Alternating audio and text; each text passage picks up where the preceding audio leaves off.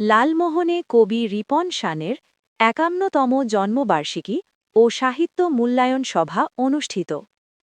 ভোলার লালমোহনে নদী বাংলার কবি ও প্রবীণ সাংবাদিক রিপন শানের ৫১তম জন্মবার্ষিকী উদযাপিত হয়েছে। এই উপলক্ষে লালমোহন মিডিয়া ক্লাবের উদ্যোগে এক সাহিত্য মূল্যায়ন সভা ও ইফতার মাহফিলের আয়োজন করা হয়।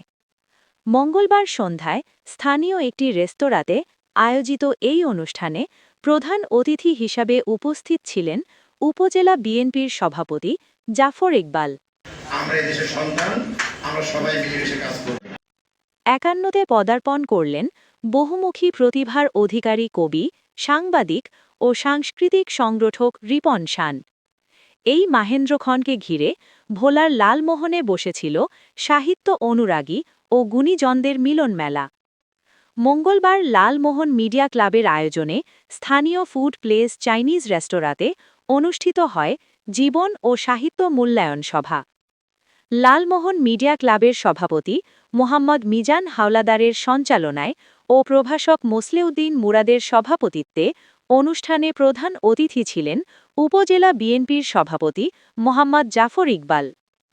বক্তারা রিপন শানের দীর্ঘ ৩ দশকের বর্ণাঢ্য কর্মজীবনের স্মৃতিচারণ করেন।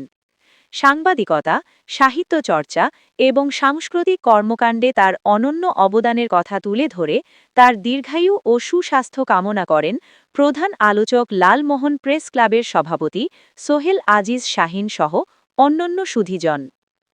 উল্লেখ্য, কবি রিপন শান একাধারে বাংলাদেশ মুক্তিযোদ্ধা সন্তান মোটরচালিত জেলা কমান্ড কাউন্সিলের আহ্বায়ক, ভোলা দক্ষিণ প্রেস ক্লাবের প্রতিষ্ঠাতা সভাপতি এবং বাংলাদেশ সেলানি কৃষ্টি সংসারের চেয়ারম্যান হিসাবে দায়িত্ব পালন করছেন। আলোচনা সভা শেষে এক বিশেষ দোয়া ও ইফতার মাহফিলের মধ্য দিয়ে অনুষ্ঠানের সমাপ্তি ঘটে। অনুষ্ঠানে স্থানীয় সাংবাদিক, কবি ও বিভিন্ন সামাজিক সংগঠনের প্রতিনিধিরা উপস্থিত ছিলেন।